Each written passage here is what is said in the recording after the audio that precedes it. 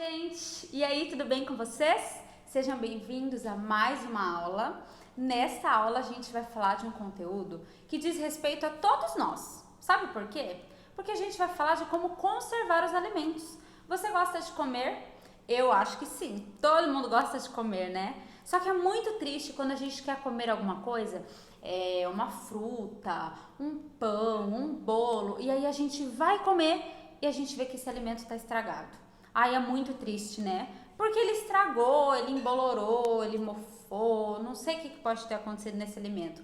Mas quando você vai comer um alimento e ele não tá bom para comer, a gente fica muito triste, né? E a gente pensa, poxa, não durou mais um pouquinho isso aqui para eu poder comer. Eu já tive essa experiência de comer um bolo, morrendo de vontade de comer, pensar, ai, tem um pedaço de bolo, eu vou chegar em casa e vou comer aquele último pedaço do bolo. Aí eu cheguei lá e o bolo estava estragado. E aí já era, não consegui comer o bolo, eu fiquei super triste, pensei, poxa, o que custava o bolo durar mais um pouquinho, né? Então hoje eu vou falar um pouquinho com você sobre 4 formas diferentes que as pessoas usam para conservar os alimentos. Algumas já são bem antigas, outras são mais novinhas, assim, não novas, mas existem há menos tempo do que outras, tá bom? E vou mostrar uma foto para você ver a diferença de cada uma. A primeira forma de conservar, de manter os alimentos, ela é chamada de secagem. A secagem é o seguinte, o homem ia lá, pescava um peixe, O que ele fazia com esse peixe? Ele deixava lá no sol muito tempo para que o sol secasse a água daquele peixe, toda a água, e aí os micro-organismos que tem no peixe, eles iam morrer, porque eles não iam ter água. E nenhum ser vivo vive sem água, certo? Todos os seres vivos precisam de água para viver. Então os micro-organismos morrem e eles não comem o peixe, não vão se alimentando daquele peixinho.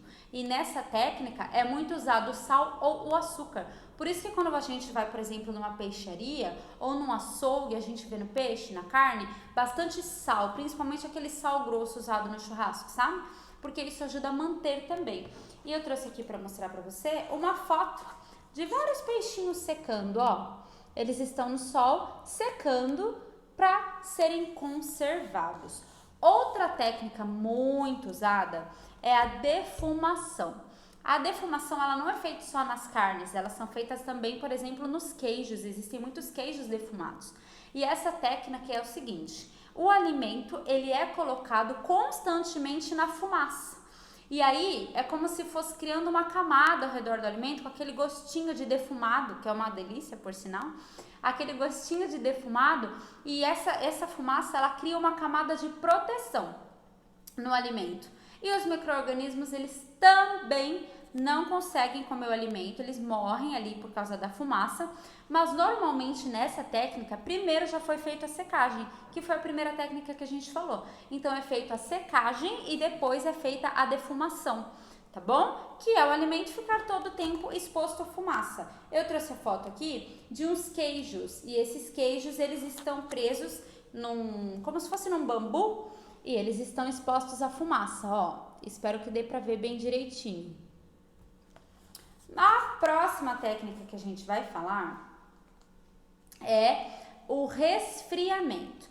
O resfriamento é o mais comum que tem em todas as nossas casas, que é usar, por exemplo, a geladeira, o freezer. Resfriamento é resfriar o alimento, é deixar o alimento bem gelado ou congelado, porque assim os micro-organismos também não conseguem, sabe o quê? Se reproduzir. Porque eles ficam com frio, eles ficam congelados, então eles não se reproduzem. E como eles não se reproduzem, eles não conseguem, eles não aumentam, eles não crescem em quantidade, e isso faz com que o alimento fique conservado bem mais tempo, tá bom? E eu trouxe a foto aqui de uma geladeira, que você já sabe como é, porque você já tem uma geladeira na sua casa, certo? E os alimentos ficam ali protegidinhos. E a última técnica é a pasteurização. A pasteurização, ela é muito usada hoje, por exemplo, no leite, na fabricação do leite, aqueles leites de caixinha, sabe? Então, essa técnica é a seguinte, o alimento, ele é fervido, ele fica bastante tempo lá, fica bem quente, ferve, deixa um tempo nessa temperatura quente e, de repente, coloca ele numa temperatura muito gelada, mas bem gelada mesmo, para quebrar, assim, do quente para o gelado de uma vez só. E aí os micro-organismos, eles morrem, eles não conseguem sobreviver dessa temperatura muito alta para de repente uma temperatura muito baixa, entende? E esse processo é feito em maquinários, tá bom? Por exemplo, esse aqui, ó.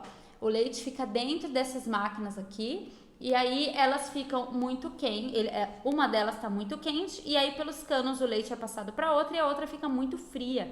E dessa forma os micro-organismos também morrem, não conseguem sobreviver da mudança brusca de uma temperatura para outra.